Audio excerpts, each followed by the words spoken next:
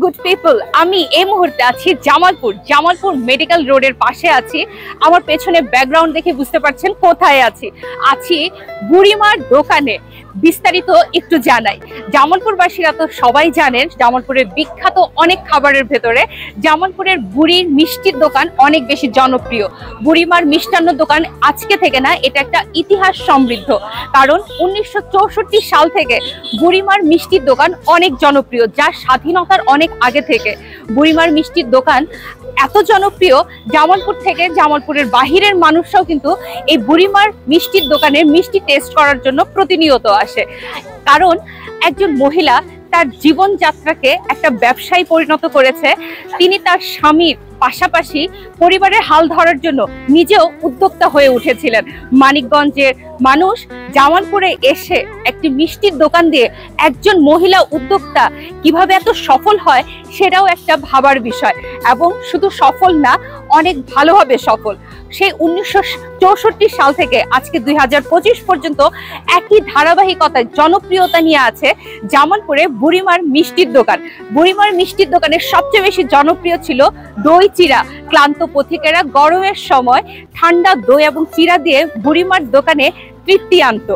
সেজন্য বুড়িমা আজও অনেক বেশি জনপ্রিয়। চলুন বুড়িমার দোকানের মিষ্টি টেস্ট করে দেখি কি কি জনপ্রিয় মিষ্টি আছে, সেটাও আপনাদের জানাই এবং এই দোকানের ইতিহাস সম্পর্কে একটু বিস্তারিত জানাই। চলে আসুন। বুড়িমার মিষ্টির দোকানের এখন এই মুহূর্তে আছে তৃতীয় প্রজন্ম, যিনি এই দোকানটা পুরোটাই দেখভাল করছেন। তার কাছে আমাদের এই জনপ্রিয় বুড়িমার দোকানের ইতিহাসটা একটু জেনে নিব। নমস্কার দাদা। নমস্কার। ভালো আছেন? দাদা, আপনার নামটা কি? আমার নাম সুমন কুমার সাহা। আপনি তো তৃতীয় প্রজন্ম। হ্যাঁ, তৃতীয় প্রজন্ম। আপনার বাবার নাম? নারায়ণ চন্দ্র সাহা। আপনার বাবা আর আপনার দাদিমা দুজনে মিলে শুনেছি এই দোকানটাকে সাজিয়েছেন, এটা কি সত্য? হ্যাঁ, সত্য। সাথে আমার কাকাও আছে। কাকাও ছিল। আজকে 2025 সাল আসার পরেও আপনাদের দোকান কিন্তু সেই আগের মতোই জনপ্রিয়তা রেখেছে।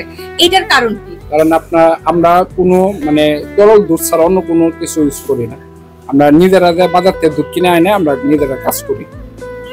দুধ কোথা থেকে আনেন? আমাদের বেশি দুধ আসে হলো বর্ষগঞ্জ থেকে।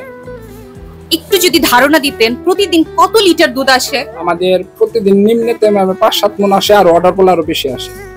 আপনার দোকানের সবচেয়ে জনপ্রিয় মিষ্টি কোনটি? আমাদের দোকানে প্রায় সবগুলোই ভালো, এক একজনের সাথে একটা প্রিয়। বেশিরভাগ আমাদের রাজভোগটা খুব ভালো চলে।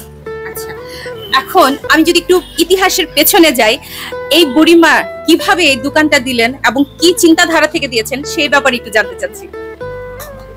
আমার বাবা, কাকা, দাদি আর দাদা মিলে প্রথম শুরু করে অল্প পরিসরে। তখন চিন্তা ছিল পোলাবানদের মানুষ করতে হবে, করতে হবে। তারপরে থেকে আমাদের আস্তে আস্তে প্রথম হলো আমাদের টক দইয়ের ব্যবসা ছিল, টক দই থেকে ঘিয়ের ব্যবসা। তারপরে আস্তে আস্তে আমাদের দোকানের এই ব্যবসা শুরু হয়।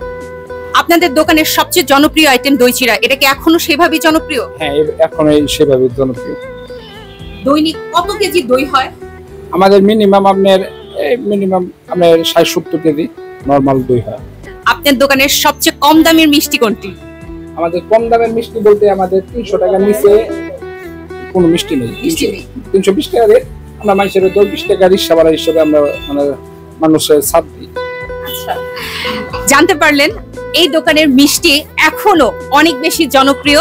আর জামালপুরের বাহির থেকেও কি মিষ্টি নিতে আসে? হ্যাঁ, আমাদের সব জামালপুরে যারা ঘুরতে আসে প্রায় সবাই আসে, দোকানে একটু হলেও আসে, বেড়ায় যায়, মিষ্টি দেওয়ার সময় নিয়ে যায়। যে বুড়িমা সম্পর্কে আজকে এত কথা বললাম, ওনার কিন্তু একটা সুন্দর নাম আছে, অমিয় বালা সাহা। আমার পেছনেই তার ছবি রয়েছে। উনি হচ্ছেন একজন সফল নারী উদ্যোক্তা, যিনি পরিবারের হাল ধরার জন্য এই 2025 সালে বিগত হয়ে যাওয়ার অনেক বছর পরেও সমানভাবে জনপ্রিয় তার প্রতিষ্ঠান। অনেক ধরনের মিষ্টি এখানে আছে, মাওয়া চমচম থেকে শুরু করে কালো জাম, মালাই চপ, অনেক প্রসিদ্ধ এবং মজাদার মিষ্টি, দই চিরা সবকিছু এখানে আছে। তাই বুড়িমার দোকানের এই জনপ্রিয় এবং ইতিহাসবহুল দোকানে এসে মিষ্টি টেস্ট করার জন্য আপনাকে আসতে হবে জামালপুরে এসে সবাই বুড়িমার দোকানের মিষ্টিটা উপভোগ করে যাবেন আর ইতিহাসের একটু সাক্ষী হয়ে যাবেন।